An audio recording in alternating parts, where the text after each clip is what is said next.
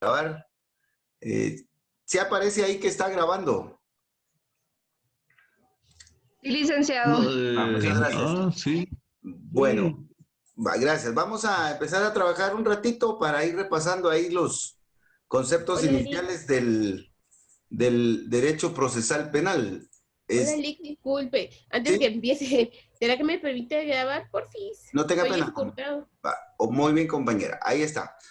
Bien, entonces vamos a empezar a estudiar un ratito y como siempre les digo, nos vamos a ubicar en nuestro esquema general. Esto es muy importante que siempre tengamos el mapa, ¿verdad?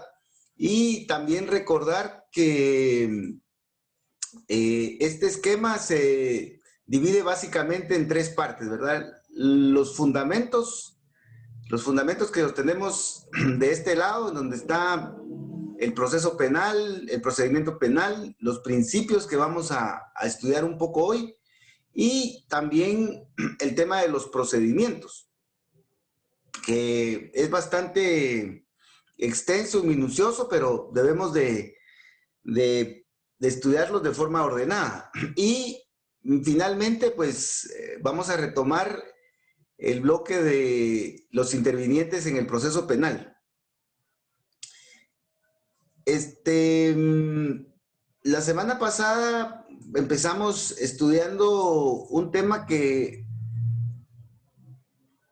a veces preguntan los examinadores, que es general y que consiste en el sistema de justicia penal, es decir, cuáles son los sistemas de justicia penal que existen actualmente o los que la doctrina considera que han existido, ¿verdad? Eso es lo correcto, ¿verdad? Los que la doctrina consideran que han existido en la experiencia humana, cuáles son sus características y además a qué sistema pertenecemos, ¿verdad? Entonces esas son las preguntas que van dirigidas en este tema.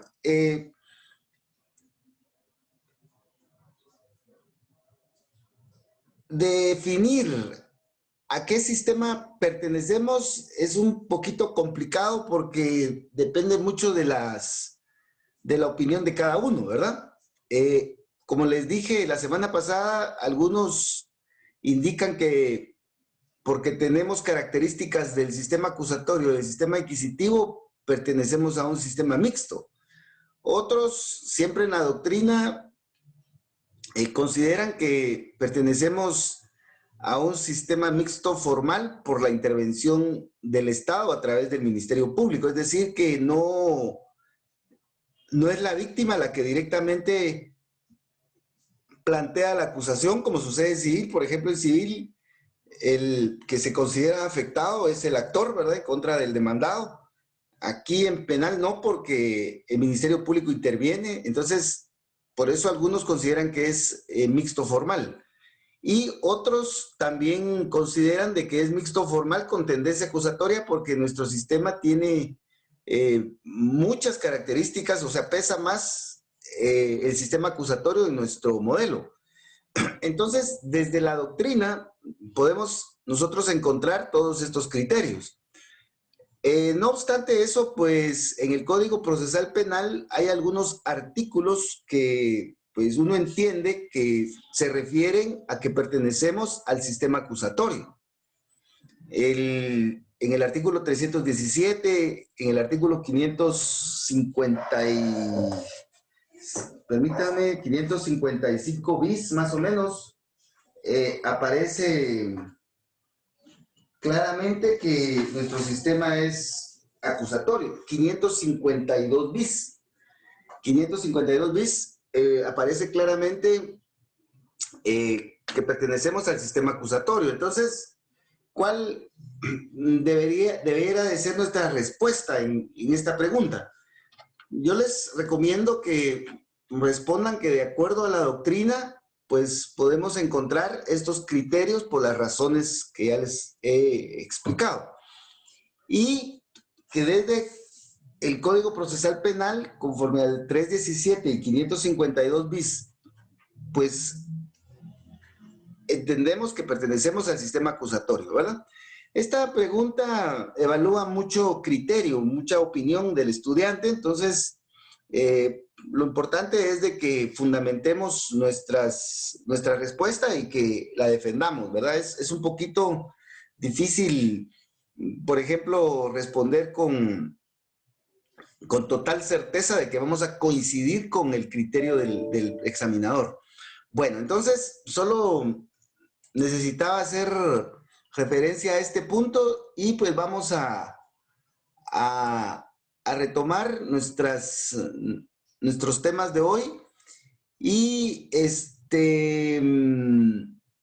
pues ya platicamos un poquito de lo que es el derecho procesal penal, el proceso penal y el derecho procesal penal y el proceso penal. No, vamos a ver, el derecho procesal, el proceso, el derecho procesal penal y el proceso penal. Entonces vamos a estudiar un poco lo que son los principios. Bueno, debemos de recordar que el proceso penal deriva del derecho procesal penal, según este esquema que tenemos en pantalla. Y que el derecho procesal penal deriva del derecho procesal y, lógicamente, el proceso penal deriva del proceso penal, ¿verdad? Entonces,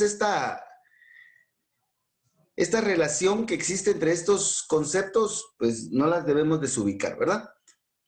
Aparte de eso, debemos de recordar que el proceso penal es un método, es un instrumento que vamos a definir más adelantito, que tiene el Estado para poder impartir justicia con equidad, ¿verdad? Con igualdad, con respeto a la dignidad humana y respeto a los derechos humanos. Pero que este proceso penal como método no es suficiente para atender la variedad de la conflictividad penal. En ese sentido, el proceso penal se diversifica, es decir, adopta varias formas, de tal manera de atender esa conflictividad penal con la mejor justicia posible. De ahí es que se derivan varios procedimientos. El más importante, el que debemos de estudiar mucho, es el procedimiento común, ¿verdad? Este procedimiento que, pues, ha sido diseñado para los delitos más graves. Los procedimientos de desjudicialización, que son procedimientos cortos que están diseñados para atender delitos que no son muy graves, ¿verdad? Debemos saber los criterios que se manejan en la legislación para poder calificar un delito como no muy grave, ¿verdad? Por ejemplo, aquellos cuya pena no excedan de 5 años, por ejemplo. Y los procedimientos específicos que son procedimientos que atienden de una manera especial ciertos delitos por su naturaleza, ¿verdad? Entonces, todo este diseño obedece a criterios político-criminales que adopta el Estado. Y aparte de eso, también obedece a tendencias que van modernizando, en este caso, la justicia penal, ¿verdad? Y debemos de recordar que desde principios del siglo pasado empezó una tendencia en la Europa continental que vino a impactar a finales del siglo América Latina, y Guatemala pues fue uno de los países que empezó con esta reforma procesal. Entonces, este diseño obedece a todos esos criterios y a todas esas influencias, ¿verdad? Que pretenden modernizar el proceso penal, ¿verdad? Bueno, entonces, también debemos de tomar en cuenta que todo este diseño del proceso penal, de los procedimientos, etcétera, están sobre la base de principios que fundamentan no solo el proceso penal, sino que todos sus procedimientos. En el tema de los principios, pues ya platicamos un poco en la parte general y pues ahora vamos a tratar de ser un poco más puntuales, pero lo importante es que veamos en esta diapositiva, y es lo que quiero representar, que los principios están en la base, ¿verdad? Son los cimientos sobre los cuales se construye toda la justicia penal, toda la justicia procesal penal, los procedimientos y el proceso penal. En relación a los principios, pues ya platicamos un poco y dijimos que son los fundamentos sobre los cuales pues, se construye el proceso penal, orientan al proceso y a los procedimientos y también contribuyen a comprenderlo y también a integrar sus leyes, ¿verdad? Hay algunas discusiones que se dan en el proceso penal acerca de que si los principios y garantías pues son sinónimos, ¿verdad? Entonces, esto también depende mucho de opiniones, de interpretaciones o de criterios.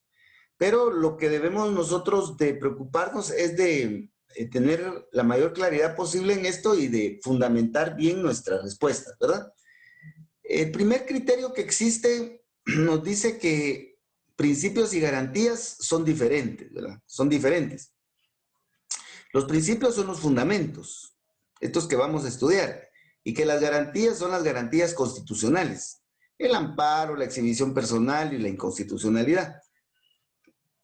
Las garantías constitucionales son garantías porque así les llama la Constitución política, en el título 6 de la Constitución y también la ley de amparo. Y aparte, pues, el amparo, la exhibición personal y la inconstitucionalidad, pues nos respaldan a nosotros los ciudadanos en contra del abuso de las autoridades. Entonces, desde esa perspectiva, pues, muchos creemos que principios y garantías son diferentes, ¿verdad? No son sinónimos. Y hay otra opinión que sostiene que principios y garantías pues son sinónimos, ¿verdad? Que son indistintamente, denominan el mismo concepto. Y este criterio, pues también toma en cuenta lo que establece el Código Procesal Penal en el libro primero, cuando indica principios básicos, y de ahí regula garantías procesales.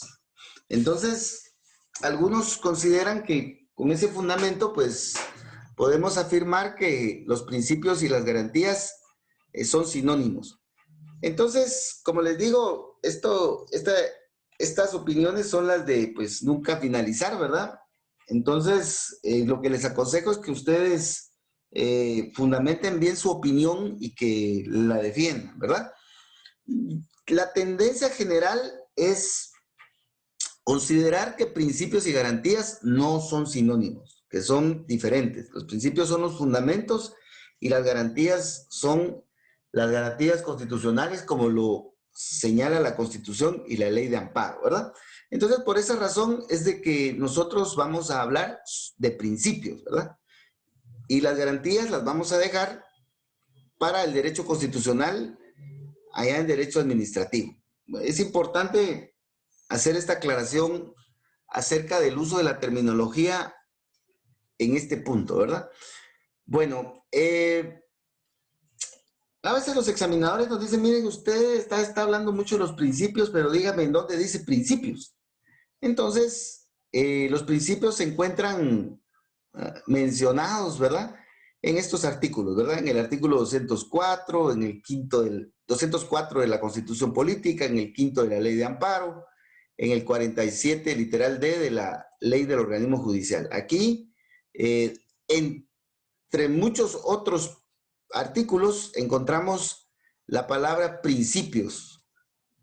Bueno, los principios pues tienen varias funciones. La función de fundamentar todo el sistema de justicia. Si vamos a crear nuevas normas, pues los principios nos ayudan a dirigir esas normas, a interpretar las normas que muchas veces son oscuras, ambiguas o contradictorias, y también a integrar la ley cuando es necesario. Entonces, los principios tienen todas estas funciones. ¿En dónde encontramos los principios? Los principios se encuentran regados en toda la legislación,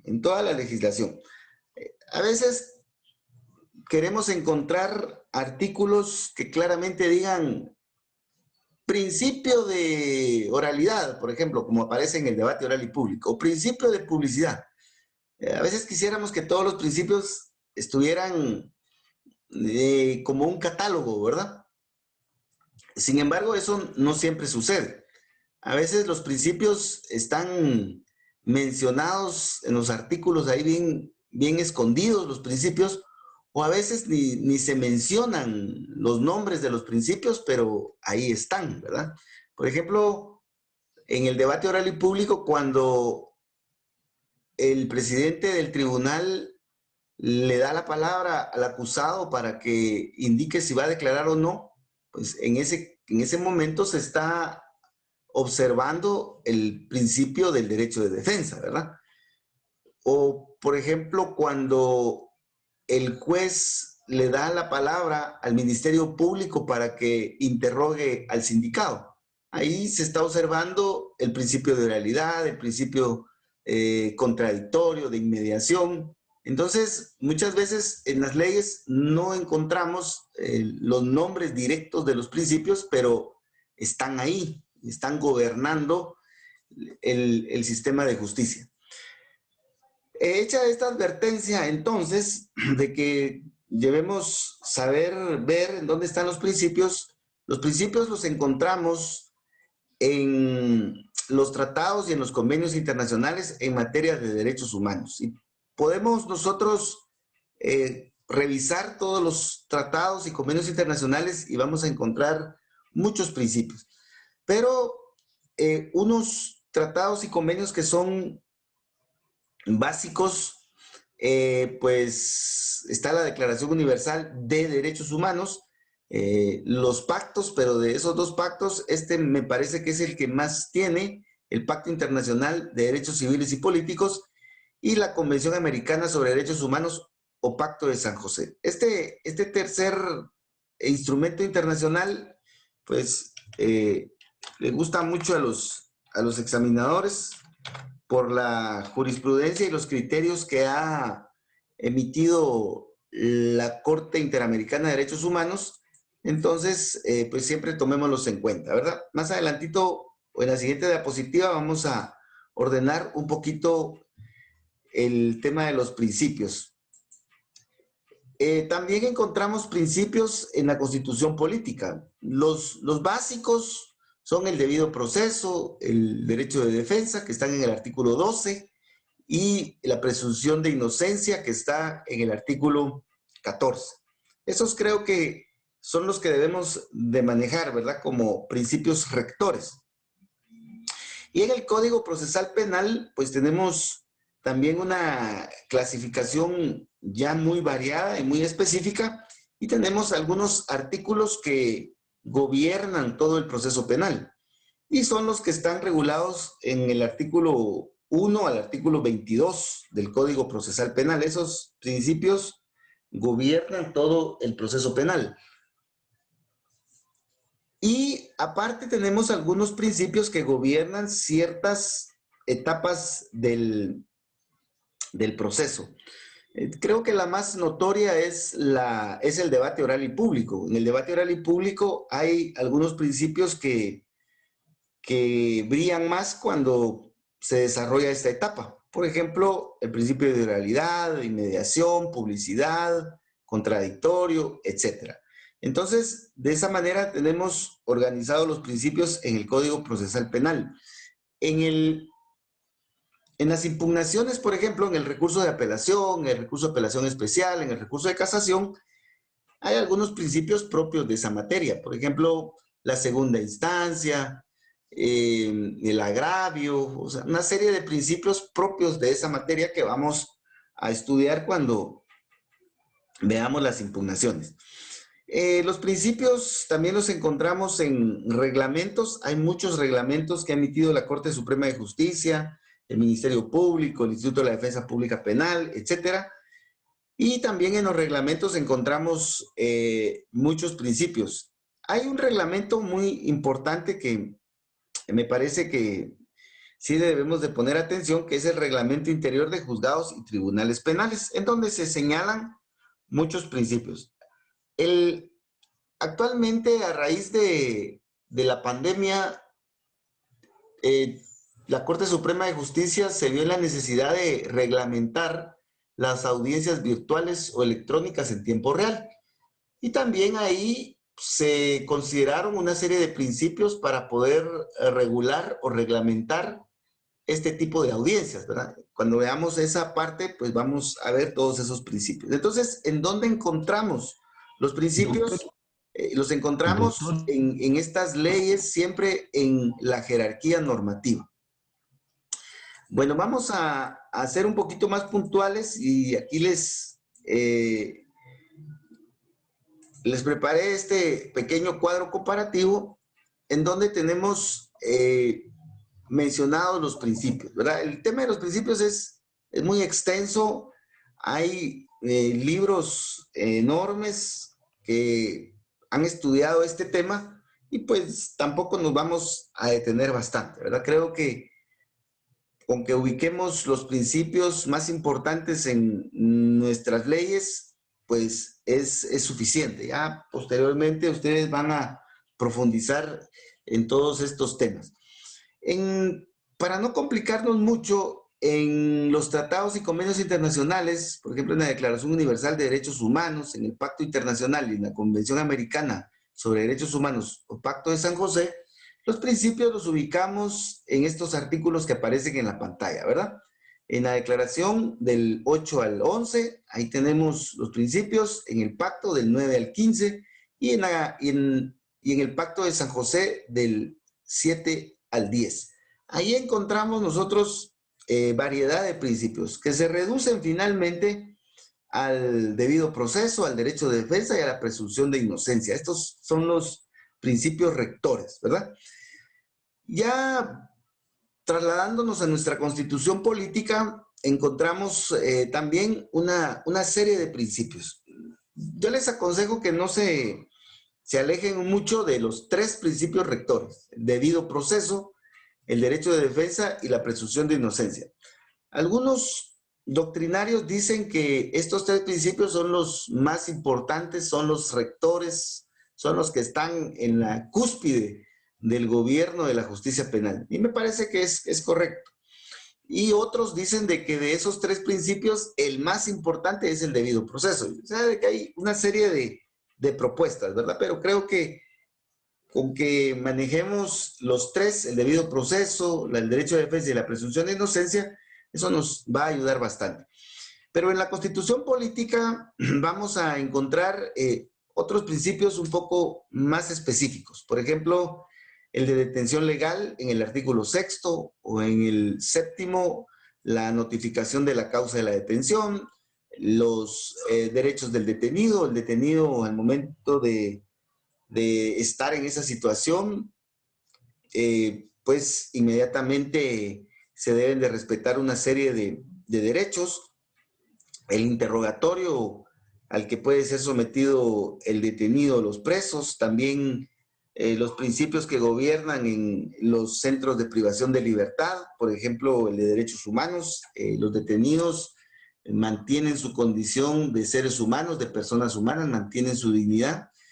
Mantienen sus derechos fundamentales. Obviamente a algunos se les restringen, pero no todos, ¿verdad?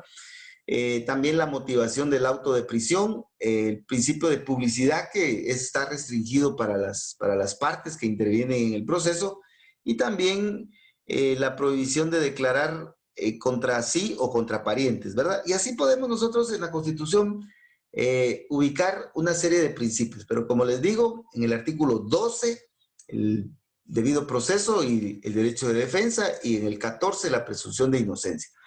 En el Código Procesal Penal, pues aparecen muchos más principios, especialmente en la parte inicial, ¿verdad? Del artículo 1 al artículo 21 del Código Procesal Penal. Ahí encontramos el catálogo inicial de principios que gobiernan el sistema de justicia penal. Y en el caso del debate oral y público, por ejemplo, hay algunos principios que gobiernan o que brillan más en esa etapa. Para repasarlos rápidamente, pues el debido proceso implica que para juzgar a una persona hay que seguir el procedimiento que está en la ley, ¿verdad? No podemos inventarnos el procedimiento, sino que el procedimiento está en la ley. De ahí lo importante de estudiar la ley, porque ahí está el diseño. Si no juzgamos a la persona conforme a la ley, entonces ese juzgamiento devendría ilegal, ¿verdad? Eso lo encontramos en el artículo 4 del Código Procesal Penal. El principio de imperatividad deriva del debido proceso, en el sentido de que nadie puede cambiar las formas del proceso. Las formas del proceso ya están en la ley. Por ejemplo, las 5 etapas del procedimiento común ya están en la ley. Investigación, fase intermedia, juicio, impugnaciones y ejecución, que es el diseño básico, ¿verdad? Y no lo podemos variar. No podemos, por ejemplo, adelantar la fase intermedia o adelantar el juicio o atrasar la investigación y pasarla para después de la ejecución. O sea, no es posible. Entonces, el principio de imperatividad refuerza el debido proceso en el sentido de que no se puede variar, nadie puede variar esas formas, las debemos de respetar, ¿verdad? El juicio previo implica de que antes de ser juzgado hay que investigar, antes de la condena hay que juzgar y antes de ejecutar pues hay que condenar. O sea, hay condiciones previas para las diferentes etapas del proceso penal. También está en el artículo 4. El Código Procesal Penal nos define cuáles son los fines del proceso. En el artículo 5. Este artículo 5 es muy valioso. Este sí lo debemos de tener siempre presente porque básicamente ahí tenemos el concepto de lo que es el proceso penal. Pero también encontramos los fines. Este artículo es muy valioso porque lo podemos utilizar como pivote, ¿verdad? Nos puede servir de mucho. Cuando, pues, a veces uno en el examen ya no encuentra el fundamento porque se cansa o pues uno está tan pendiente de todo que no encuentra el fundamento, entonces podemos ir al artículo 5 y ese nos puede servir de fundamento. El artículo 5 nos define cuáles son los fines del proceso. Y esto nos orienta para no desvirtuar el proceso penal. En la práctica se ha denunciado mucho que se ha desnaturalizado el proceso penal. Por ejemplo, el proceso penal se ha denunciado que se ha utilizado para venganzas personales o para venganzas políticas o para bloquear candidaturas políticas, etcétera, ¿verdad? Entonces, esto pues tampoco está alejado de la realidad, pero nosotros debemos de ser muy técnicos y centrar que el fin fundamental del proceso penal es la justicia penal, es decir, castigar al culpable y absolver al inocente, ¿verdad? Bajo los parámetros que aparecen en ese artículo 5. El principio de posterioridad, que en un rato vamos a ver cómo opera, implica de que para iniciar un procedimiento específico, antes debe de existir la noticia de un hecho punible. Mientras no se dé esa condición, no se puede iniciar un proceso penal. Es decir, que el Ministerio Público o la policía debe de tener conocimiento de que posiblemente se cometió un hecho punible y eso lo habilita para poder intervenir e iniciar la investigación preliminar. Entonces, en eso consiste el principio de imperatividad. La noticia de un hecho punible como condición esencial para el inicio de un proceso penal específico. El principio de independencia aplica tanto a jueces como al Ministerio Público. El principio de independencia nos indica que los jueces deben de estar despojados de cualquier influencia externa al organismo judicial, ¿verdad? O el Ministerio Público también debe de estar exento de cualquier incidencia extrainstitucional. Lo que ha sucedido es, pues como en Guatemala sucede de todo, ¿verdad? Que se ha denunciado que pues algunos jueces reciben llamadas para condenar o absolver a determinados sindicatos, ¿verdad? O que el Ministerio Público, que la policía o que gobernación, pues también pues recibe ese tipo de instrucciones. Entonces, lo que se pretende con este principio básicamente es evitar eso, ¿verdad? Que los jueces, los fiscales sean independientes y que obedezcan criterios técnicos para la investigación o para el juzgamiento de una persona, que no reciban influencias extrainstitucionales. Lo mismo sucede con el principio de imparcialidad. Los jueces y los fiscales deben de ser imparciales, deben de despojarse de cualquier aspecto subjetivo. Esto ya tiene que ver con características personales. La diferencia entre la independencia y la imparcialidad. La diferencia está en que la independencia blinda o protege al funcionario de influencias extrainstitucionales. En cambio, la imparcialidad pues trata de sanear al funcionario de criterios subjetivos que pudieran incidir en su trabajo, en su función investigativa o bien en la de juzgamiento. Por ejemplo, si el auxiliar fiscal o el fiscal pues tiene algún problema personal con el sindicado y con tal de vengarse, pues solo hace una investigación para perjudicarlo, por ejemplo. Esa sería violación a la imparcialidad, o un juez que pretende ayudar a un amigo para absolverlo conociendo su causa. Entonces, ahí tenemos la imparcialidad o la parcialidad de los funcionarios. Entonces, debemos de diferenciar estas dos instituciones, la independencia y la imparcialidad. Acerca de la imparcialidad, sobre todo, hay mucho que estudiar, porque debemos de recordar que de la imparcialidad derivan la facultad del juez de excusarse o la facultad de las partes de recusar al juez o inclusive al mismo Ministerio Público. Entonces, cuando un juez o cuando un fiscal consideren que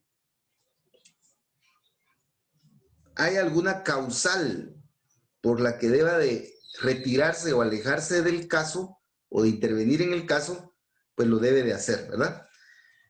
Y pues a esta institución se le conoce como la excusa. Si el juez se da cuenta que le asignaron un caso en donde debe de juzgar a un amigo, pues el juez debe de excusarse, es decir, yo no voy a conocer ese caso porque el sindicado es mi amigo. O bien, si es su enemigo, ¿verdad? El juez debe de estar despojado de cualquier subjetivismo. Y este principio también opera para el Ministerio Público, para los fiscales. Entonces, eso veámoslo, por favor, en los artículos 62 en adelante y también en el 111 del Código Procesal Penal. Si el juez no se retira del caso o no se abstiene de conocer, entonces las partes pueden recusarlo. Es decir, pedirle que no conozca del caso, ya sea al juez o al fiscal. Y pues para el efecto hay una serie de procedimientos que se deben de seguir. Todo va a depender de la etapa y del nivel del juez que se está recusando. El tema de los impedimentos, excusas y recusaciones lo tenemos regulado en la ley del organismo judicial. Primeramente, ¿verdad? Ahí tenemos las normas generales. Específicamente, encontramos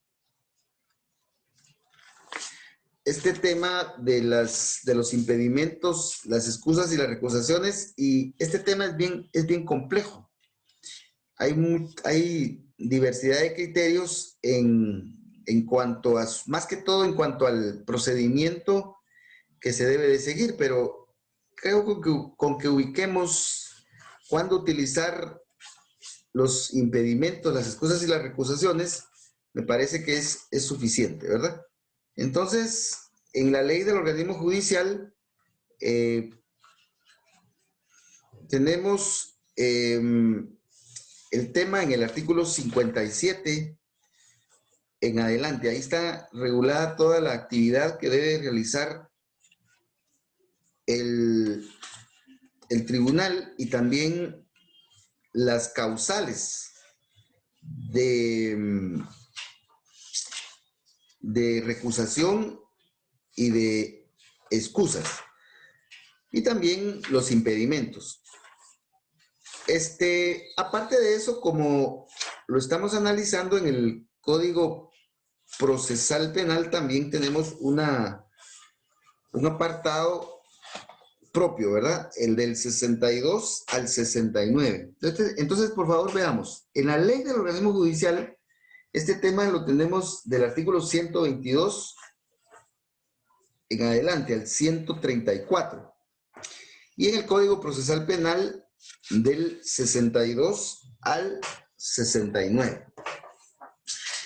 Ahí tenemos las causales por las cuales un juez o un fiscal se debe de apartar del caso, o bien las causales por las cuales las partes pueden recusar a los jueces o a los fiscales, porque tanto los jueces como los fiscales deben de ser independientes y deben de ser imparciales, ¿verdad? Bueno, hay mucho que hablar acerca de esto, pero me parece que eso es suficiente por el momento. También tenemos el principio de obediencia. Este principio de obediencia está regulado en el Código Procesal Penal y está dirigido básicamente a que debemos de respetar a los jueces y a los tribunales y debemos de obedecer sus órdenes, resoluciones o mandatos, dice el artículo 9. Y que si estamos en desacuerdo con sus órdenes o decisiones, pues debemos de impugnarlas de acuerdo a la ley. Algo importante es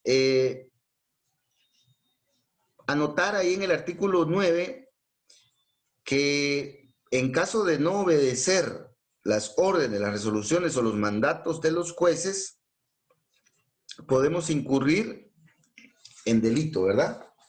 El delito de desobediencia.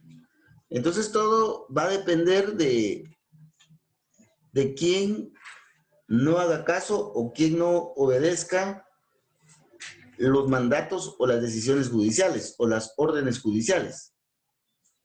Porque así será la sanción que se le impondrá. Entonces veamos, por favor, el delito de desobediencia en nuestro Código Penal. Apuntemos ahí que el que no obedezca las resoluciones de los jueces comete el delito de desobediencia. No sé si alguien tiene, aquí está, el 420 del Código Penal. Entonces, por favor, ahí en el artículo 9, donde dice la infracción en el artículo 9 del procesal penal, en donde dice la infracción de estos preceptos será punible de acuerdo al Código Penal. Entonces, donde dice será punible, anoten ver artículo 420, porque el que no obedece las resoluciones u órdenes del juez comete el delito de desobediencia. Hay que trabajar el código, ¿verdad? Y ahí lo vamos a ir conociendo.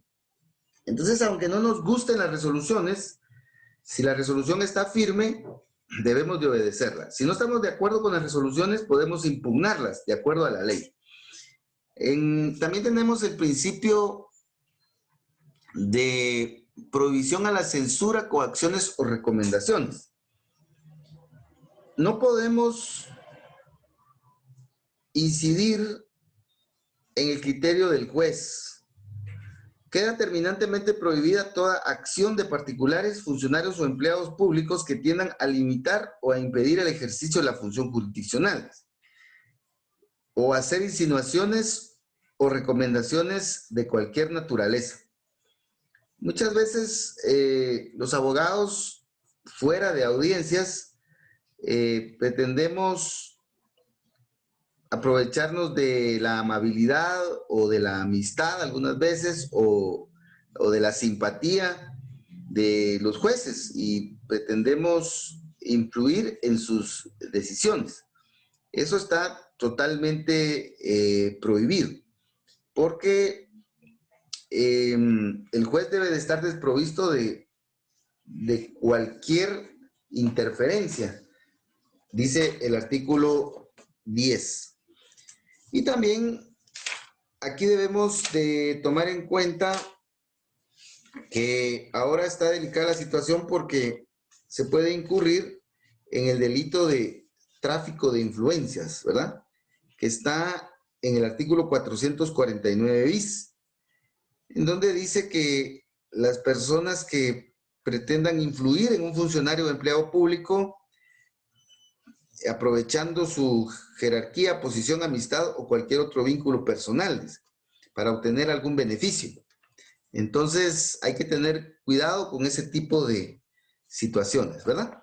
Entonces apuntemos ahí en el artículo 10 del Código Procesal Penal, ver artículo 449 bis del Código Penal. Entonces no hay que ir a estar haciendo ese tipo de incidencia, ¿verdad? Fuera de los procedimientos que establece la ley, porque ahora con las intervenciones de las líneas telefónicas y de la ley contra la corrupción, eso está bastante delicado. También tenemos el principio de prevalencia del criterio jurisdiccional. Este principio está en armonía con el principio de obediencia, en el sentido que si las partes, el Ministerio Público, el defensor o la víctima, no están de acuerdo con la decisión del juez, pueden impugnarlas, como lo dice el artículo 11, por los medios legales. El dar declaraciones en la prensa o insultar al juez o hacer comentarios inadecuados fuera de las audiencias o fuera del planteamiento de recursos es incorrecto, no es ético, no es profesional. Entonces, si yo no estoy de acuerdo con la condena, lo mejor es como defensor, es que me vaya a la oficina, que me ponga a estudiar el caso, que me ponga a estudiar la doctrina, que me ponga a estudiar la ley, la jurisprudencia, y que arme un recurso de apelación muy técnico, ¿ya? Y me abstenga a estar haciendo comentarios en contra del juez, que el juez no sabe, que el juez es injusto. Ese tipo de cuestiones no son éticas y no son profesionales. Si yo no estoy de acuerdo con la absolución, lo que tengo que hacer como fiscal es irme a la oficina, ponerme a estudiar el caso, ponerme a estudiar y armar un buen recurso y plantearlo, ¿verdad? De esa manera yo puedo plantear mi inconformidad, pero no ir a la prensa o estar haciendo comentarios extra proceso. Eso es lo que nos indica el artículo 11. Este tema de las impugnaciones lo vamos a ver con mucho detalle más adelante. Este famoso principio de fundamentación que está en el 11 bis, A este, por favor, también pongámosle mucha atención. Aquí vamos en el 11, ¿verdad? En el 11 bis. Este artículo exige a los jueces que expliquen o que motiven, fundamenten o que detallen las razones de sus decisiones cuando emitan autos o sentencias. El juez puede decidir dictar prisión preventiva o falta de mérito, pero nos debe de explicar, de acuerdo a la ley, por qué dicta la falta de mérito o por qué dicta la prisión preventiva. Nos tiene que explicar. En un Estado democrático y en un Estado en donde se busca que el proceso sea racional, el juez nos debe de dar explicaciones racionales, nos debe de dar explicaciones lógicas, nos debe de dar explicaciones de acuerdo a la ley. Entonces, el juez nos debe de explicar. Pero esta explicación, en este artículo 11 bis, debe de estar en el marco de las pruebas, el hecho y el derecho. El juez nos debe de decir qué pruebas tomó en cuenta y por qué pruebas no tomó en cuenta y por qué, que en qué hecho finalmente creyó el juez y qué artículos y por qué está aplicando esos artículos para dictar prisión preventiva, por ejemplo, o para dictar la falta de mérito. Entonces, este artículo 11 bis nos dice que el hecho que el juez haga referencia a lo que dijeron las partes o a mencionar partes del expediente, eso no es fundamental. El juez debe de dar su propio razonamiento explicándonos por qué tomó la decisión. Entonces, este artículo 11 bis es el caballito de batalla de, sobre todo, los defensores, ¿verdad? Pidiéndole explicaciones a los jueces. Y hay abundante doctrina legal en la Corte de Constitucionalidad acerca del principio de fundamentación. No debemos de exigir amplias explicaciones, sino que la explicación debe de ser concreta, debe de ser técnica y debe de ser racional. Eso es lo que la Corte de Constitucionalidad indica en su jurisprudencia, ¿verdad? Pero, por favor, veamos que así como nosotros, los defensores, los fiscales y los abogados, pedimos explicaciones a los jueces, también nosotros, cuando hacemos peticiones o cuando le formulamos requerimientos al juez, debemos también explicarle los fundamentos de nuestros requerimientos. Y eso está en el artículo 109 del Código Procesal Penal. 109. Veamos, por favor, el artículo 109. Ahí se indica que el Ministerio Público y demás sujetos procesales, o sea, el defensor, el querellante, dice que deben de demostrar y argumentar su pretensión. Entonces, si yo le digo al juez, señor juez, como defensor solicito que declare la falta de mérito a favor de mi patrocinado y que ordene su libertad, le tengo que explicar por qué le estoy pidiendo eso al juez. Le tengo que decir, señor juez, porque hay detención ilegal. Señor juez, porque nadie lo vio. Señor juez, porque dicen que lo detuvieron flagrantemente y no le encontraron el dinero. Entonces, yo le tengo que explicar al juez también por qué estoy pidiendo la falta de mérito y la libertad de mi cliente. Y de la misma manera, el Ministerio Público, si está solicitando la prisión preventiva, debe de explicar esas razones, pero debe de ser muy concreto el Ministerio Público, el defensor y el abogado. En cuanto a las pruebas, a los hechos y el derecho, algunas veces argumentamos de manera muy general y eso no es correcto, porque el caso es concreto y debemos de ser muy precisos en nuestras argumentaciones. Inclusive algunos abogados hasta mencionan el folio y le dicen al juez, señor juez, en el folio tal, en el anverso, en tal párrafo, ahí dice que al sindicado le encontraron al momento de su detención el arma de fuego. Se lo leo literalmente, señor juez, y le lee la partecita. Entonces, la fundamentación debe de ser muy concreta, ¿verdad? En las peticiones. Entonces, así como le exigimos al juez en el 11 bis que nos explique, también el 109 le impone a los abogados que expliquen las razones de sus peticiones, ¿verdad? Debemos de recordar de que esas son las exigencias del modelo democrático. Bueno, acerca del principio de fundamentación podemos hacer una tesis doctoral, pero creo que con esas ideas podemos seguir avanzando. El principio de obligatoriedad. Algunos principios son muy parecidos, pero siempre hay que darles una repasadita. Que está en el artículo 12, indica que la función de los tribunales en procesos es obligatoria, gratuita y pública. Esto implica que los jueces deben de impartir justicia, no deben de abstenerse de impartir justicia. Y este artículo 12 está relacionado con el artículo 15, en cuanto a que los jueces deben de juzgar y deben de decidir. El juez debe de decir si sí o no, pero lo debe de decir. No puede decir, miren, en este caso yo no puedo decidir porque no quiero, sino que el juez está obligado a decidir, salvo que haya alguna causa legal, ¿verdad?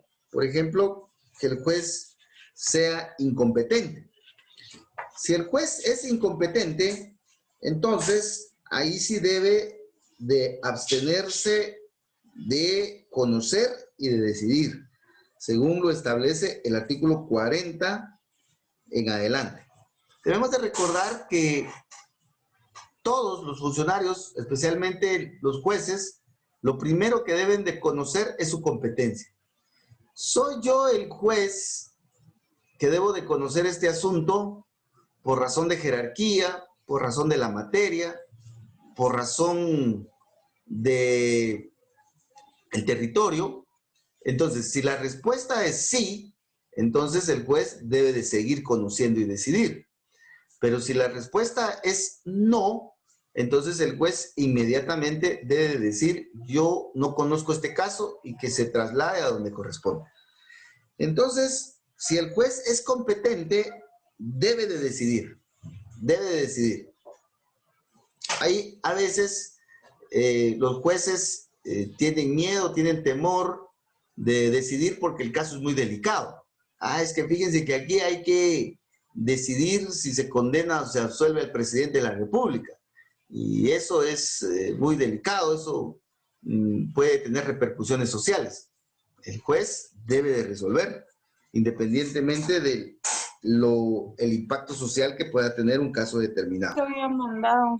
Artículo 12, ¿verdad? Veamos, para ir finalizando, el principio de indisponibilidad. Los tribunales no pueden renunciar al ejercicio de su función sino en los casos que establece la ley. Ese está relacionado con el anterior, ¿verdad? Tenemos también el principio de gratuidad. Este principio implica de que el proceso es gratuito. El Estado no cobra por impartir justicia. Por ejemplo, la recolección de basura en la administración pública, pues ahí sí se cobra, ¿verdad? O el agua potable, o la energía eléctrica. Esos servicios sí se cobran, pero el servicio que da el Estado de administración de justicia no se cobra.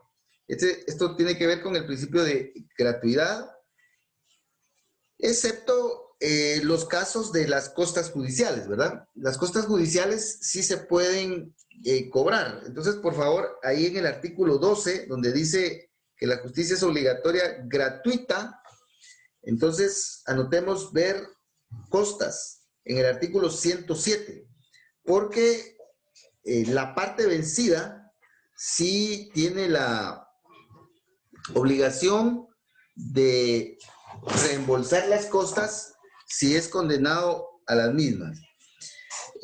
Todos estos principios están muy relacionados. También tenemos el principio de publicidad que gobierna más en el debate oral y público. Y vamos a ver más adelante que ahí hay algunas excepciones al principio de publicidad. Por ejemplo, cuando la víctima de violación, por ejemplo, va a declarar, ahí se debe de restringir el principio de publicidad y se debe de hacer a puerta cerrada o se debe diligenciar a puerta cerrada la audiencia. Esto lo debemos de relacionar con el artículo 356. Por favor, regresamos al artículo 3, permítame, al artículo 12, donde dice pública. Anotemos ver artículo 356 en el debate, en donde hay algunos casos en donde se restringe esa publicidad. Presunción de inocencia. Fíjese que coincidentemente la presunción de inocencia está en el artículo 14 de la Constitución Política y en el artículo 14 del Código Procesal Penal. 14 y 14, ¿verdad? Este principio es muy famoso, ¿verdad? Es muy conocido e implica que el estatus inicial de todos y especialmente del sindicado es considerarlo como inocente.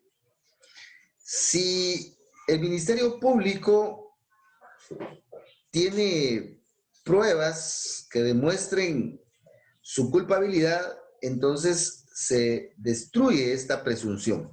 O sea, esta presunción admite prueba en contrario. El estatus inicial de todos es el de inocencia. Si el Ministerio Público indica que somos culpables, lo debe de demostrar. Es decir, que la carga de la prueba en este caso se le traslada al Ministerio Público.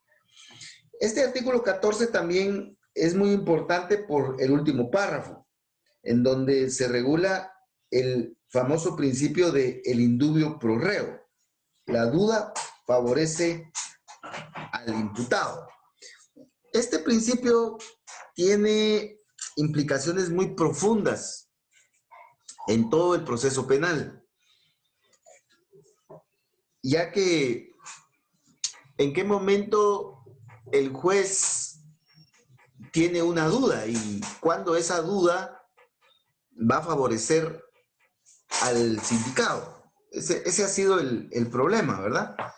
El criterio general está en que este principio del indubio pro reo opera en la sentencia, al final, que es en donde el juez condena o absuelve, ¿verdad? Entonces, por favor, este artículo 14, último párrafo, relacionémoslo con el 391 y 392 del Código Procesal Penal. Bueno, voy a tratar de poner ejemplos para ilustrar esto. En el proceso penal, como lo vamos a ver enseguida, la verdad va llegando poco a poco. O sea, no tenemos de la noche a la mañana la verdad de lo que ocurrió en la cantina. Esa verdad va llegando poco a poco. Pero es necesario ir avanzando en el proceso y el juez debe de ir tomando decisiones. ¿A qué me quiero referir con esto? Es que en la etapa de investigación o en la etapa intermedia, el juez no necesita tener la certeza absoluta de la responsabilidad del sindicado. No necesita tener esa certeza absoluta, sino que lo que necesita el juez para vincular al proceso al sindicado, para dictarle o imponerle medidas de coerción o para abrir a juicio, es una probabilidad, es decir, el hecho de que el juez crea que con los medios de investigación que le presenta el Ministerio Público, posiblemente el sindicado participó en el hecho. Entonces, esa posibilidad es suficiente para dictar auto de procesamiento, imponer medidas de coerción, inclusive abrir a juicio, como lo dice el artículo 332 del Código Procesal Penal. Ahora, en el debate, el tribunal para condenar necesita tener certeza. Entonces es diferente la probabilidad de la certeza. Ya la certeza, el tribunal debe de estar muy convencido que el acusado fue para poder condenar. Entonces, esto es importante tomarlo en cuenta para introducir el concepto o la categoría de la duda. Entonces, si el juez tiene duda en la primera declaración, pero tiene elementos para creer que el sindicado participó en el hecho, entonces lo va a vincular a proceso. Si el juez tiene alguna duda, pero tiene elementos para creer que posiblemente el sindicado participó en el hecho y ya se agotó la investigación, entonces el juez va a dictar auto de apertura. Pero ya en el debate, al dictar sentencia, después del debate en la sentencia, si el tribunal de sentencia tiene duda de la participación del sindicado, entonces ahí lo debe de absolver.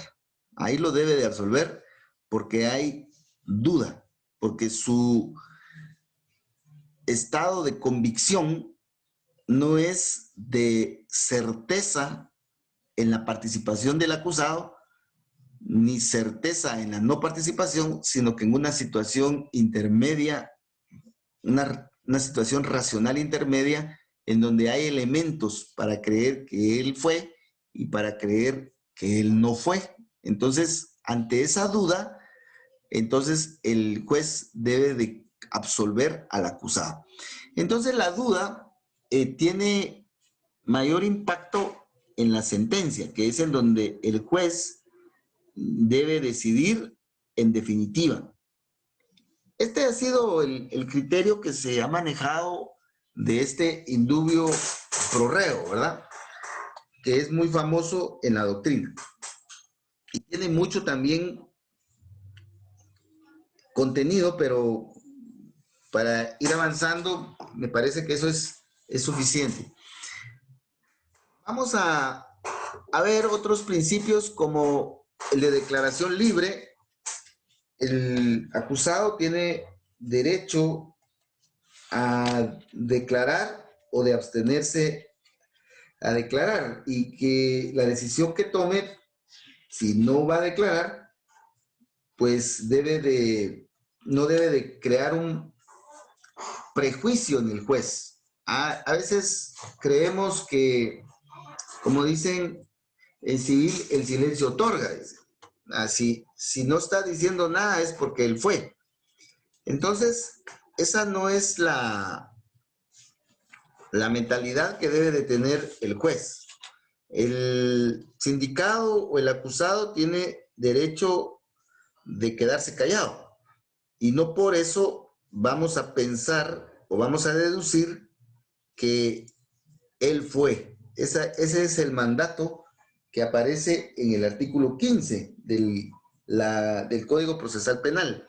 Este artículo 15, por favor, relacionémoslo con el artículo 16, que se refiere al proceso penal, al artículo 16 de la Constitución, donde dice en proceso penal. Este artículo 16 de la Constitución es específico del proceso penal. En proceso penal, ninguna persona puede ser obligada a declarar contra sí misma, ni contra su cónyuge, ni contra su persona unida de hecho legalmente, ni contra sus parientes dentro de los grados de ley. Artículo 16 relacionado con el 16 de la Constitución con el 15 del procesal penal. Entonces, recuérdense que este es un derecho, pero de la misma manera, el sindicado o el acusado, si él lo considera, puede decir, sí, yo fui, o confesar, ¿verdad? Entonces, El acusado también tiene derecho a reconocer su responsabilidad o su participación. Este principio está desarrollado ampliamente en el Código Procesal Penal, por ejemplo, en el artículo 81 en adelante, y también en el debate oral y público. Ahí vamos a desarrollar más este principio. Veamos también que en el proceso penal se deben de respetar los derechos humanos de todos, según el artículo 16 del Código Procesal Penal. Aquí, por favor, en el artículo 16, hagamos referencia a los derechos humanos reconocidos en la Constitución Política, en el título 2, a partir del artículo 3 del Código de la Constitución Política. Y también, por favor, hagamos referencia a que todos los tratados y los convenios internacionales en materia de derechos humanos también deben de ser observados en la justicia penal, tal y como lo establece el artículo 44 y el artículo 46 de la Constitución Política. Entonces, por favor, los derechos humanos deben de ser un eje transversal de la justicia. No hay excusa para no respetar los derechos humanos del sindicado y de la víctima. ¿Ya? El sistema de justicia se basa en el respeto de los derechos humanos de todos. Y finalmente, por favor, veamos otros principios que también son bastante famosos en la doctrina, como lo es el de la única persecución.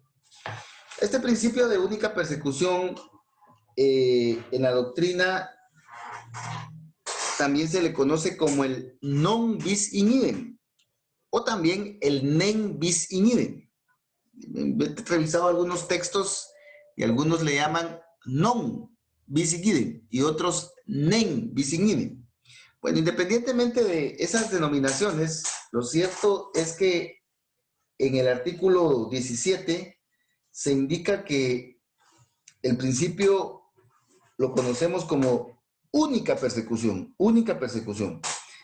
Este principio implica que el Estado tiene solo una oportunidad para investigar, pedir el juzgamiento y lograr la condena del sindicado.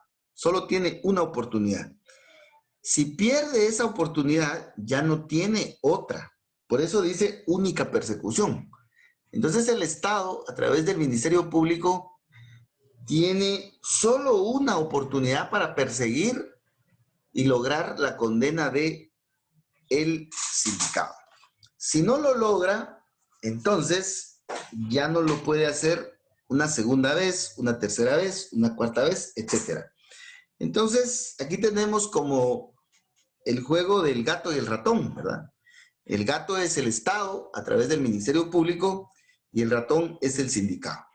Entonces, el gato tiene una oportunidad para atrapar al ratón. Si no lo atrapa, ya no lo puede atrapar nuevamente. Esa es la idea que debemos nosotros tener en relación a este principio, que lógicamente está condicionado a muchas situaciones o a muchas regulaciones, ¿verdad? Pero ¿cuándo el Ministerio Público pierde esa oportunidad? Por ejemplo, si ya tuvo una oportunidad de persecución y no lo logró, ¿cuándo es que la pierde? Entonces, a eso se refiere el artículo 17. En algunas oportunidades, en la primera declaración, el sindicado logra una falta de mérito y logra su libertad. Entonces, en ese caso, el Ministerio Público puede seguir investigando y puede intentar nuevamente la persecución penal del sindicado, porque la falta de mérito no finaliza irrevocablemente con el proceso.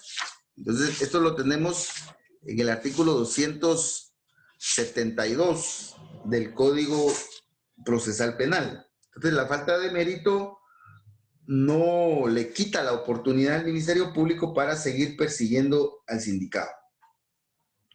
Por ejemplo, la clausura provisional, y si el sindicado a través de la clausura provisional obtiene su libertad, no le quita la oportunidad al Ministerio Público de continuar la persecución penal. Entonces, podemos observar que hay algunas decisiones del juez que pueden favorecer al sindicado, pero eso no implica que el Ministerio Público ya no lo pueda seguir persiguiendo. O sea, el Ministerio Público lo puede seguir haciendo.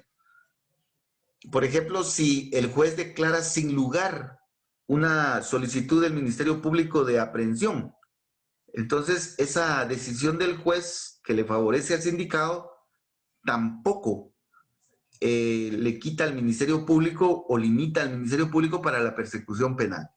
Solo hay algunas decisiones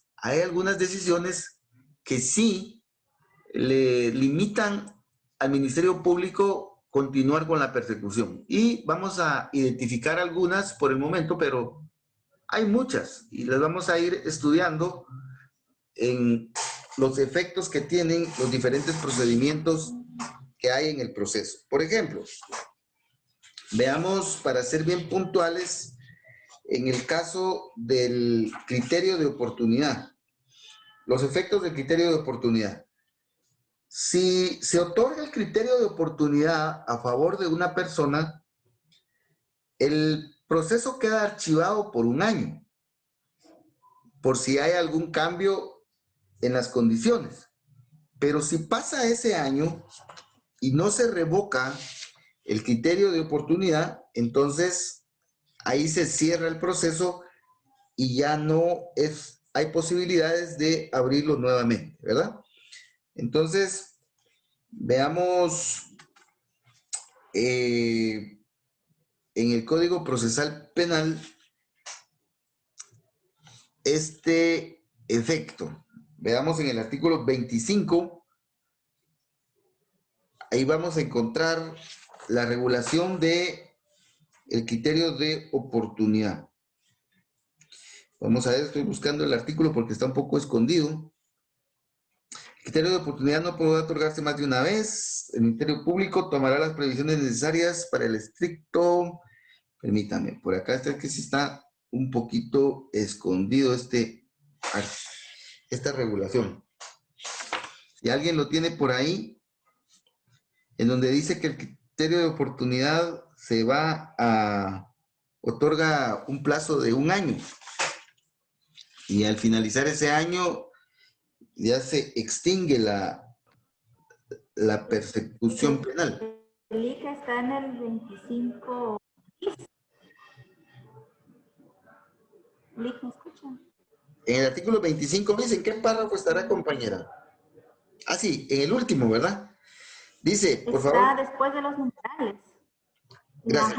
Dice, la aplicación del criterio de oportunidad, gracias, compañera. La aplicación del criterio de oportunidad provocará el archivo del proceso por el término de un año, dice.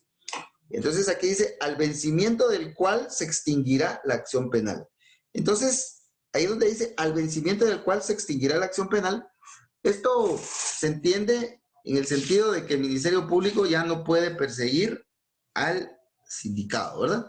Lo mismo sucede con la suspensión condicional de la persecución penal en el artículo 27, en donde se establece que al aplicar la suspensión condicional de la persecución penal y al quedar firme esta decisión, y sobre todo al pasar el periodo de prueba, veamos el artículo 27 en el último párrafo, dice, transcurrido el periodo, es decir, el periodo de prueba, sin que el imputado hubiere cometido un nuevo delito doloso, se tendrá por extinguida la acción penal. Es decir, que por ese delito ya no se le puede perseguir. Entonces aquí tenemos dos ejemplos claros, pero vamos a ubicar otros ejemplos que son importantes. Por ejemplo, el caso del sobreseimiento.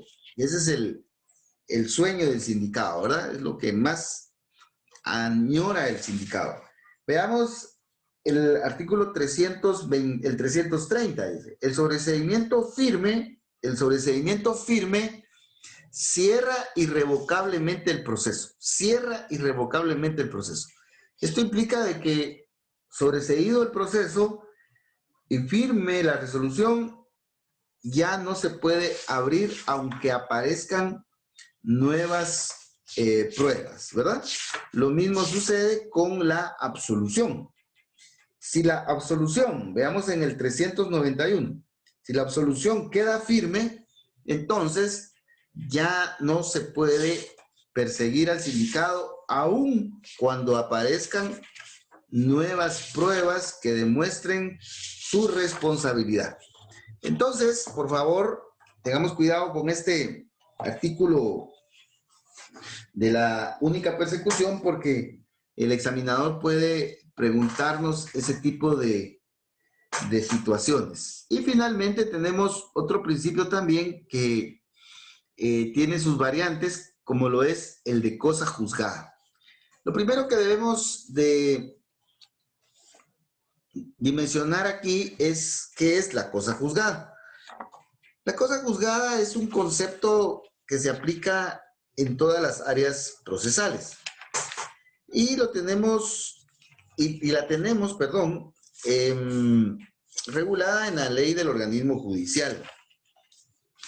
Ahí tenemos la cosa juzgada en el artículo 155. Entonces, por favor, el artículo 155 de la ley del organismo judicial hay que relacionarlo con el artículo 18 del Código Procesal Penal.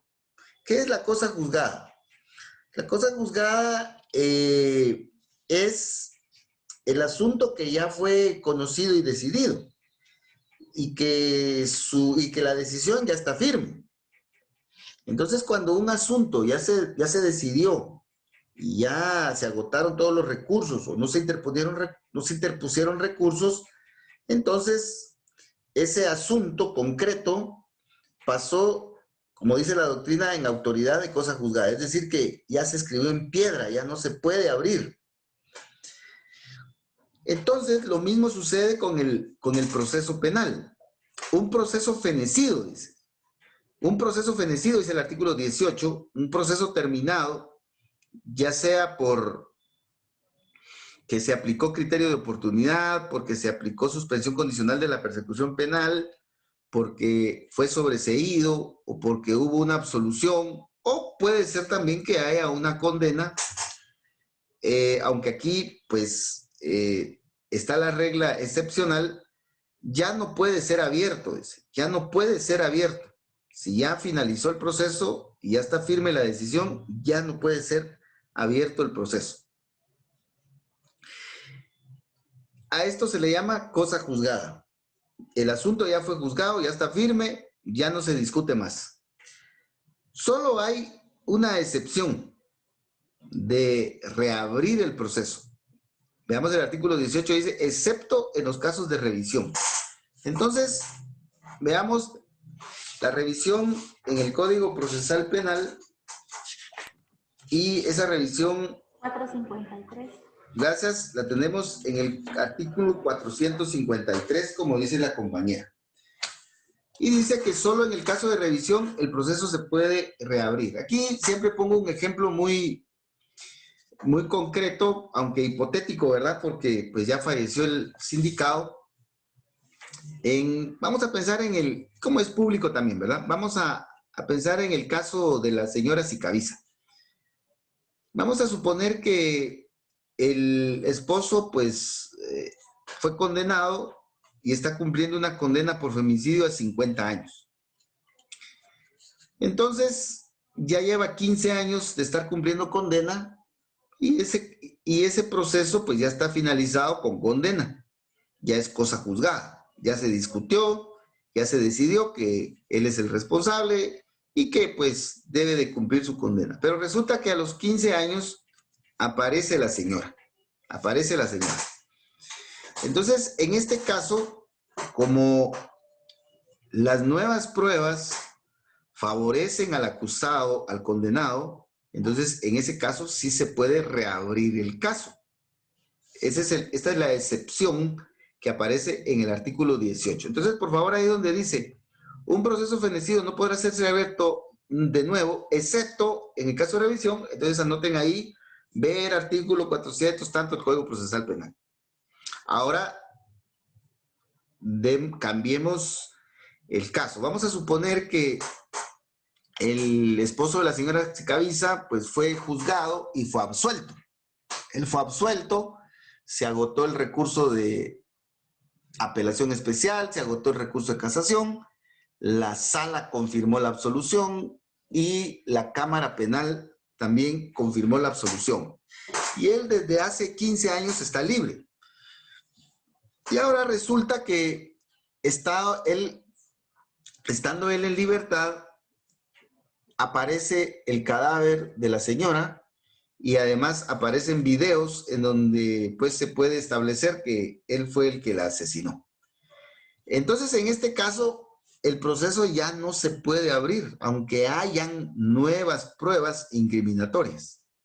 El caso solo se puede reabrir si le favorece al sindicado.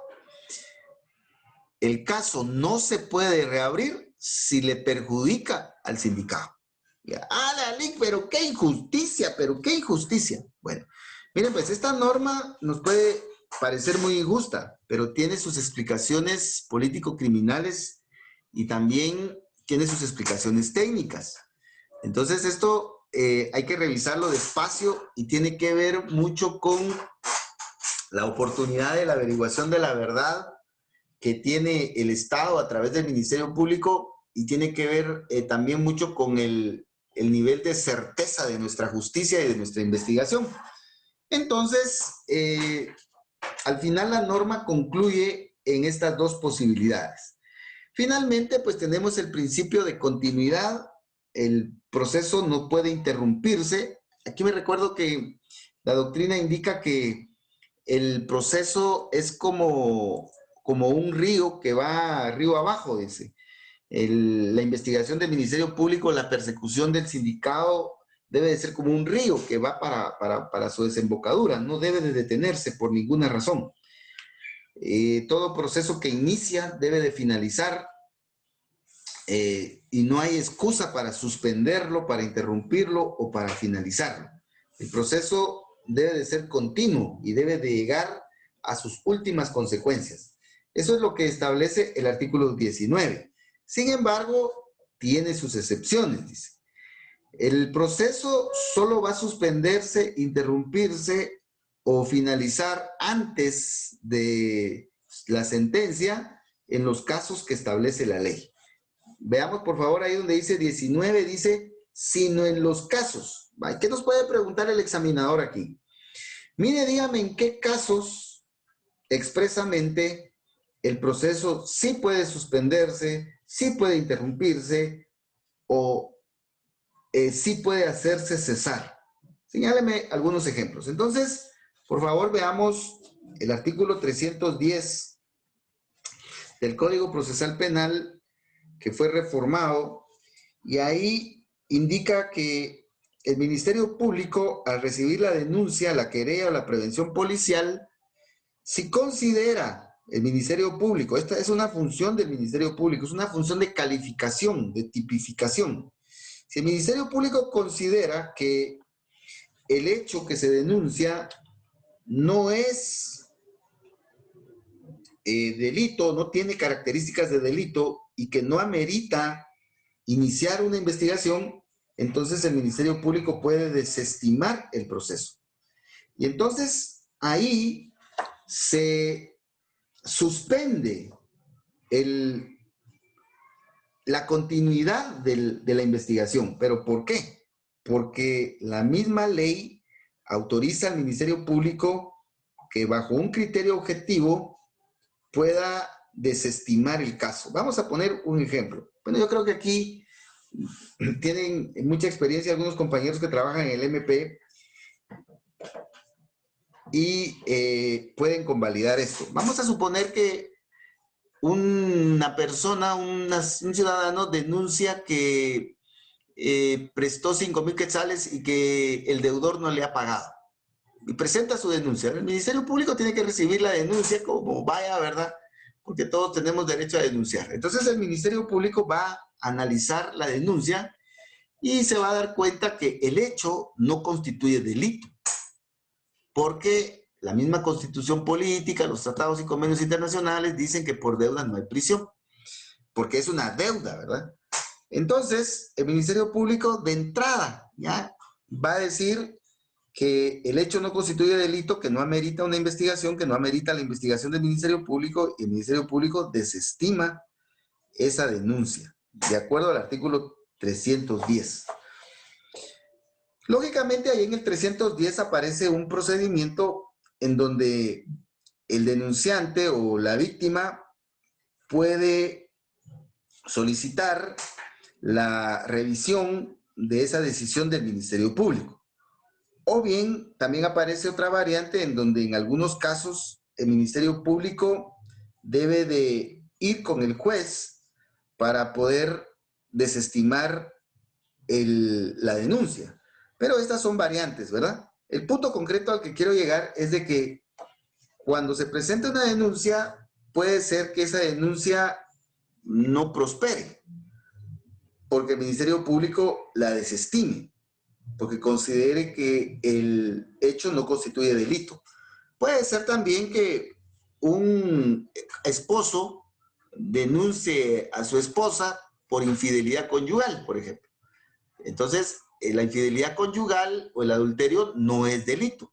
Entonces, el Ministerio Público, al leer la denuncia, pues puede determinar que el hecho no constituye delito, no amerita una investigación. Es más, si el Ministerio Público investigara ese hecho, me parece que estaría actuando ilegalmente. Entonces, este es un ejemplo de cómo la continuidad del proceso puede suspenderse, ¿verdad?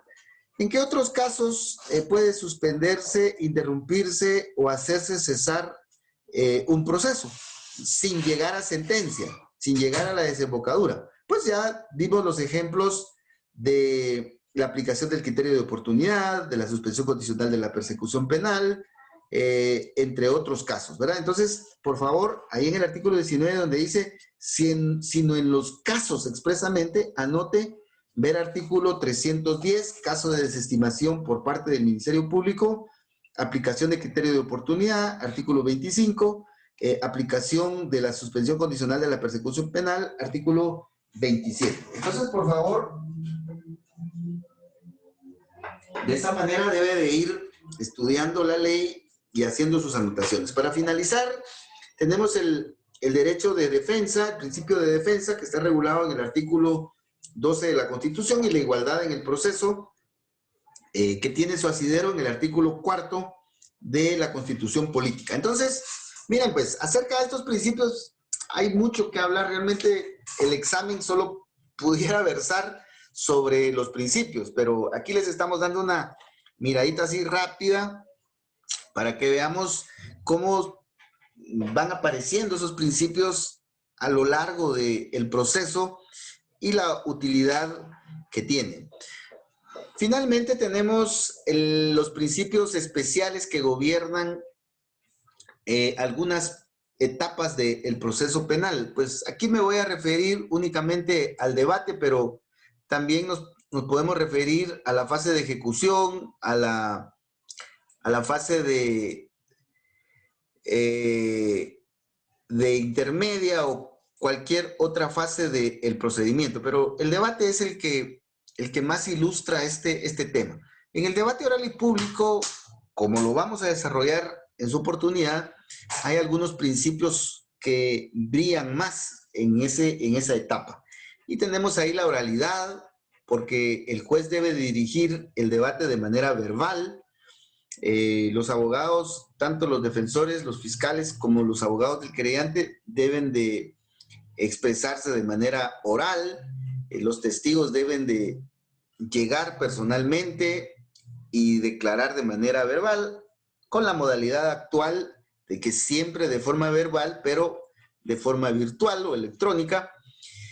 Entonces, aquí lo que nosotros podemos observar es que en el debate oral y público se enfatiza más en el principio de oralidad, el acceso al público, publicidad y la presencia de todos, ya sea de manera personal o de manera virtual, que materializa la inmediación.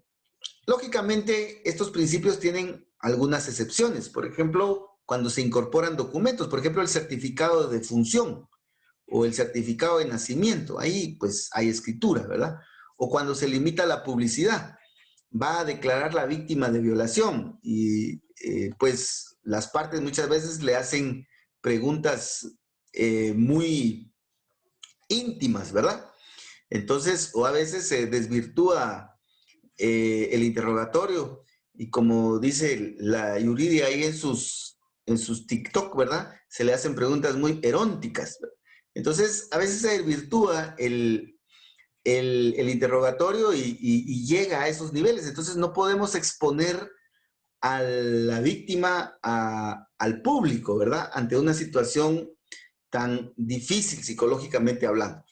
También tenemos el principio de continuidad, que lo vamos a desarrollar. El debate debe de iniciar y debe de finalizar lo antes posible, y hay plazos.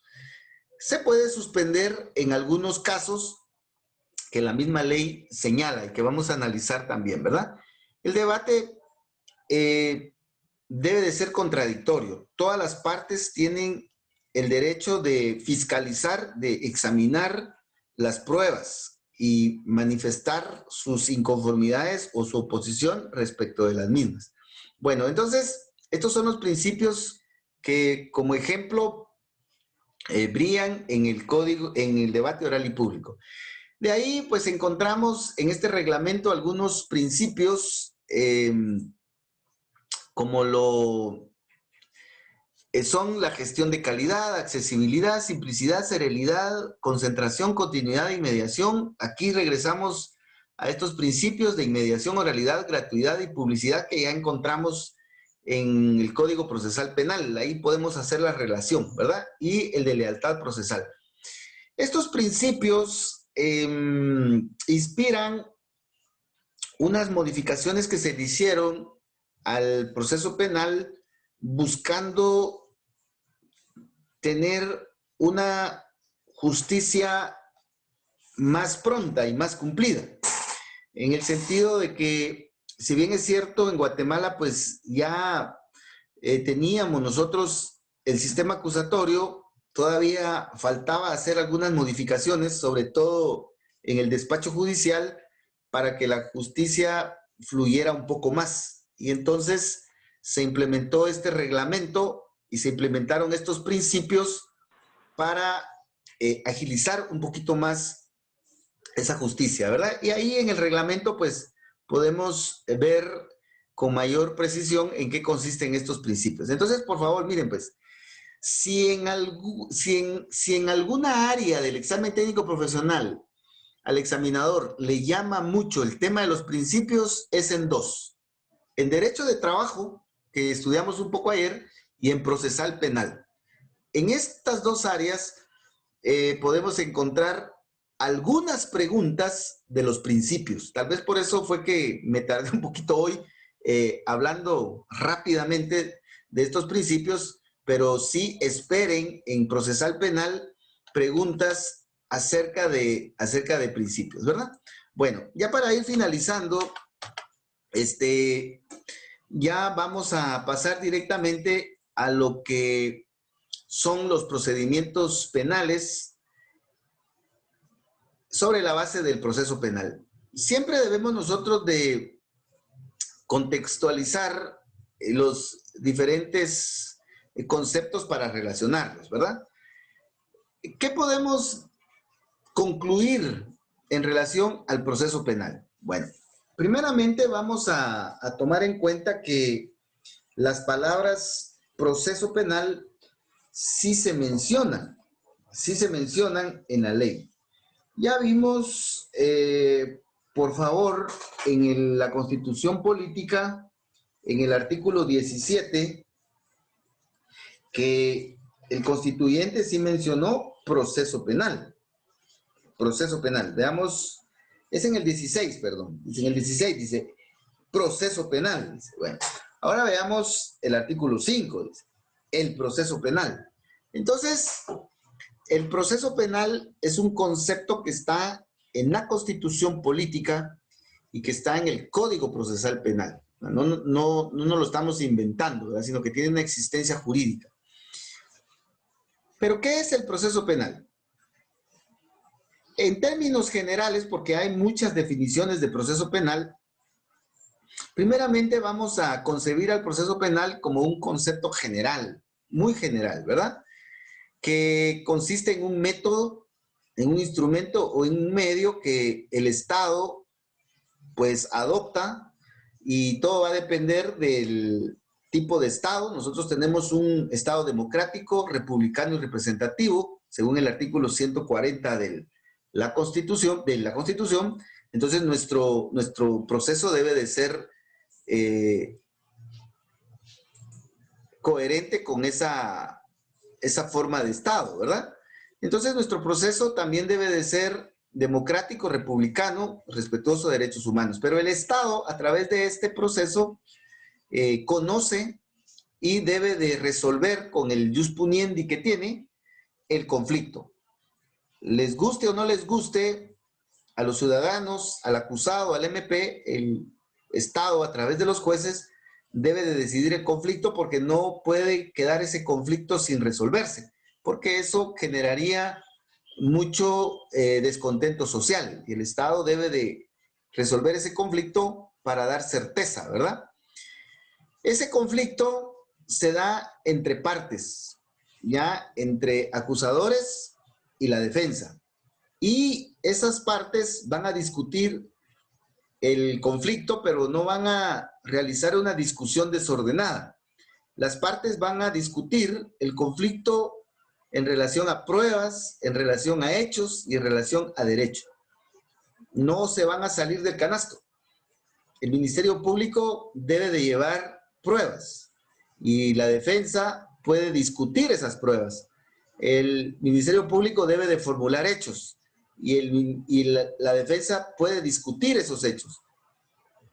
Y también el Ministerio Público va a invocar normas aplicables al caso, y la defensa puede discutir esas normas. Entonces, el conflicto va a ser discutido en estas tres esferas: en las pruebas, en los hechos y en el derecho, para que haya un orden, ¿verdad? En ese sentido, el juez también va a emitir su sentencia sobre esos extremos. Veamos el artículo 11 bis, aquí aplicando ya el principio de fundamentación. El juez debe de emitir su sentencia explicando las pruebas, los hechos y el derecho, ¿verdad? Y de esa manera, pues, el proceso penal cumple con su finalidad de que el Estado, a través de los jueces, resuelva el conflicto emitiendo una sentencia condenatoria o absolutoria. Esta es una definición básica de lo que es el proceso penal. Tenemos muchas, pero esta es una muy básica, ¿verdad? Algunos aspectos que debemos de considerar en el proceso penal es de que el proceso penal actual incluye la investigación. En cambio, el proceso civil no. Por ejemplo, en el proceso civil, el actor hace su propia investigación, va al registro de la propiedad, va al archivo general de protocolos, etcétera. Hace su propia investigación y ya cuando tiene todo finalizado, pues plantea la demanda, ¿verdad? Antes de la prescripción.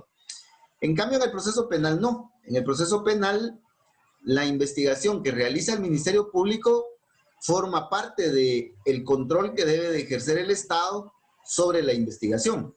Entonces, esa es una diferencia entre el proceso civil y el proceso penal. Para finalizar, por favor, veamos que el proceso penal pues fue concebido para que se diligencie de manera presencial, ¿verdad? Esa es la exigencia de un proceso oral, de un proceso inspirado en la inmediación y un proceso inspirado en el contradictorio. Sin embargo, por las situaciones que estamos viviendo de la pandemia, pues eso se ha tenido que modificar, ¿verdad? Y la presencialidad Doctor, ahora ha cambiado a ser virtual y electrónica, ¿verdad? Pero se mantiene la esencia del proceso doctor. penal. Sí, sí, ¿alguien desea participar? Sí, doctor, fíjese que tengo una duda respecto a eso. Ok, dígame. Que fíjese que yo leo mucho el principio de imperatividad, el artículo 3 del Código Procesal Penal. Dice que los tribunales y los sujetos procesales no por las formas del proceso ni la de sus diligencias o incidencias. Y el 204 dice que condiciones necesarias de la administración de justicia. Los tribunales de justicia en toda resolución o sentencia observarán obligatoriamente el principio, bueno, de que la Constitución prevalezca. Bueno, creo que no tiene mucha relación. Pero en sí, la Corte Suprema de Justicia toma decisiones. En este caso, por la necesidad, se iniciaron los procesos virtuales en los órganos jurisdiccionales, en algunos órganos jurisdiccionales. Sin embargo, estará, tendrá alguna fundamentación para haber implementado eso, porque muchas veces algunos jueces han comentado que muchas veces la Corte Suprema de Justicia toma decisiones y ellos tienen la obligación de impartir justicia conforme a la Constitución y a las leyes. Pero ellos a veces toman decisiones que pues puede hacer que para facilitar sus actividades o las funciones competentes, pero que como que no tienen la fundamentación para poder llevarlas a la práctica. ¿Qué opinas? Vaya, gracias, muy amable. Hay muchas decisiones y muchos reglamentos que se emiten por las diferentes instituciones que entran a este análisis y que pues las posturas de los distinguidos colegas pues también son razonables. La Corte Suprema de Justicia y también la Corte de Constitucionalidad modificaron la forma en realizar estas audiencias, en primer lugar, atendiendo a las condiciones que enfrentamos este año por la pandemia, ¿verdad? Y por otro lado también a las exigencias de que la Administración de Justicia debía de continuar. Bueno, entonces como que esa razón flexibilizó mucho los criterios en relación a estas reformas. Por otro lado, pues también la influencia de la tecnología en todas nuestras actividades, pues también es innegable. Y en los reglamentos que se emitieron también se consagró un principio, que es el principio de voluntariedad.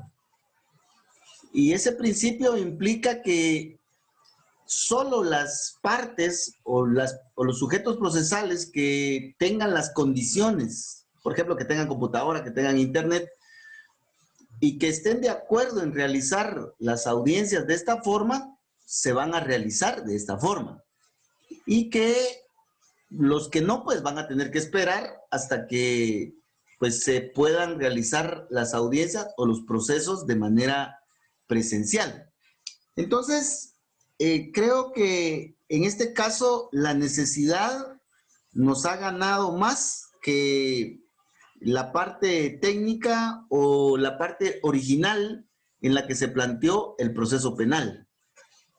Y para finalizar mis razones, pues también debemos de tomar en cuenta que pues nadie ha impugnado los reglamentos. Hay todos los reglamentos que emitió la Corte Suprema de Justicia en relación a la posibilidad de realizar estas audiencias y pues no ha existido ninguna impugnación. Entonces, sí es razonable que se pueda evaluar si no existe por parte de la Corte Suprema de Justicia algún tipo de variación en el proceso penal, pero creo que la necesidad ante las circunstancias actuales pues nos ha ganado y pues tenemos ahora este tipo de audiencias que se están realizando, hay condenas, hay absoluciones, etcétera, pero también debemos de tomar en cuenta que se ha implementado el principio de voluntariedad como una forma de minimizar la crítica a la posible variación del proceso penal, ¿verdad? Entonces, eso es lo que le puedo decir, doctor. Me parece que por la necesidad, siempre y cuando se respeten los principios básicos, creo que se puede continuar, ¿verdad? También atendiendo a las nuevas exigencias de la tecnología. Entonces, Sí, sí. Sí, lo que sucede es de que no es no es únicamente en este caso. Por ejemplo, las audiencias de primera declaración. Se considera que debe de celebrarse a más tardar a las 24 horas. Y uno observa en la práctica de que hay un montón de audiencias que se celebran un mes, 2 meses, 5 días, 4 días después, prácticamente cayendo en una inconstitucionalidad. Y se entiende por la carga, ahí sí que judicial, ¿no? O sea que como que no, las leyes sí están bien definidas, claras y todo, pero tiende como, quizás tendrían que buscar una reforma inmediata en el Congreso a estas leyes que regulan esas actividades, como para dar el ejemplo de estar enmarcados dentro de la ley y manejar esos principios de legalidad que siempre se han hablado. No sé, ese es mi punto de vista, tal vez estoy equivocado, ¿no? No, esa es una crítica muy recurrente, no solo en el tema de la primera declaración, sino que en otros temas. Desafortunadamente en Guatemala tenemos leyes que pues la mayoría no las cumplimos y a veces nuestras condiciones tampoco están para cumplir especialmente los plazos, ¿verdad? Así brevemente, doctor, la ley es clara al indicar de que la primera declaración se debe realizar lo antes posible, ¿verdad? En 24 horas la primera declaración se debiera realizar. Sin embargo, pues existe un criterio generalizado en los tribunales que el hecho de que en el juzgado de paz se le haga saber al sindicado los motivos de su detención, que eso equivale a la exigencia de la Constitución y al Código Procesal Penal, lo cual me parece incorrecto. Eso es por un lado. Por otro lado es que hay un criterio judicial generalizado en el juzgado de paz, en el juzgado de instancia, en las salas, en todos los juzgados, que así se debe de operar. Entonces, por más que uno impugne, por más que uno alegue, los jueces al final son los que deciden y pues si nadie le da la razón a uno, pues más que seguir como estamos, ¿verdad? Y por otro lado, pues también que se ha dejado de pelear porque se respeten esos plazos, ¿verdad? Los defensores como que bajamos las manos y dijimos, bueno, ahora sí se hace, pues mejor adaptémonos y ya no nos desgastemos en eso, ¿verdad? Sin embargo, es una lucha que debe de seguir, ¿verdad? Y muestra de que sí se puede hacer, que sí se puede lograr cumplir con la Constitución y las leyes, es el caso de los juzgados de turno, ¿verdad? Por ejemplo, en Guatemala hay juzgados de turno. En Quetzaltenango, si no estoy mal, también hay juzgados de turnos. Entonces, ahí se observa a cabalidad esos plazos. Entonces, ¿por qué, por ejemplo, en Cobán o en otros departamentos no se puede hacer. Entonces son críticas a la práctica en nuestro sistema de justicia que siempre es bueno refrescarlas, fortalecerlas, y pues el cambio de nuestra justicia penal, como lo dice Alberto Binder, es una lucha que aún está empezando y que llevamos 25 años en la reforma procesal, pero que debe de continuar, ¿verdad? Y esa es la tarea de todas las generaciones de abogados, seguir en esa lucha, ¿verdad? Que el Estado respete y haga prevalecer la ley. Hay mucho que hablar al respecto, pero lo vamos a dejar por acá. Yo les quiero agradecer bastante sus comentarios y sus preguntas. Y nos miramos el día lunes con Derecho Penal. Pasen feliz fin de semana y que Dios nos siga bendiciendo. Feliz fin de Gracias, semana. licenciado, igualmente. Gracias, Vic. Feliz fin de semana, Igualmente, compañeros. cuídense mucho. Buen día. Igual, gracias. Gracias.